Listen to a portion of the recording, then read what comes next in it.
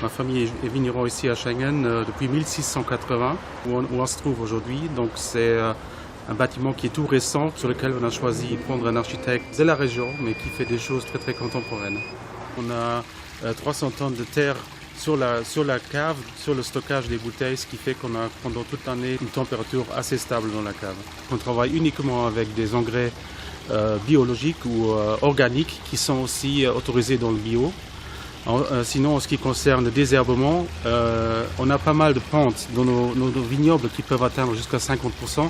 Donc c'est très difficile de ne pas désherber. Donc on fait seulement un désherbement en dessous des pieds.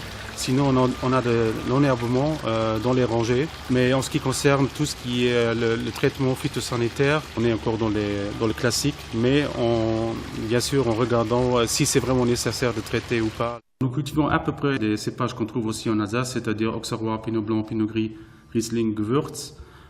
Quelque chose de très important, c'est le crément. Ça représente vraiment une très grande partie de la vente aujourd'hui, au Luxembourg en général, mais aussi chez nous bien sûr. Le crément, esprit de Schengen, et en fait le nom de la cuvée, il y a une raison, c'est tout simple que les 5 premiers signataires du fameux accord de Schengen étaient Luxembourg, Belgique, Hollande, et puis l'Allemagne et la France. Et comme on est sur le carrefour des 3 pays, donc dans la cuvée il y a des raisins qui viennent des 3 pays.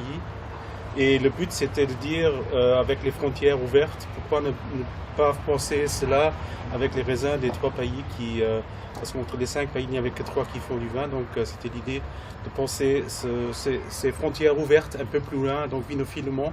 En fait, j'essaye de faire des vins authentiques.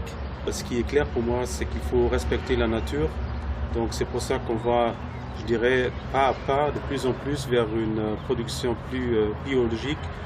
Et ce qui me semble logique, tout simplement pour protéger les sols et pour garder aussi les sols pour les générations qui viennent.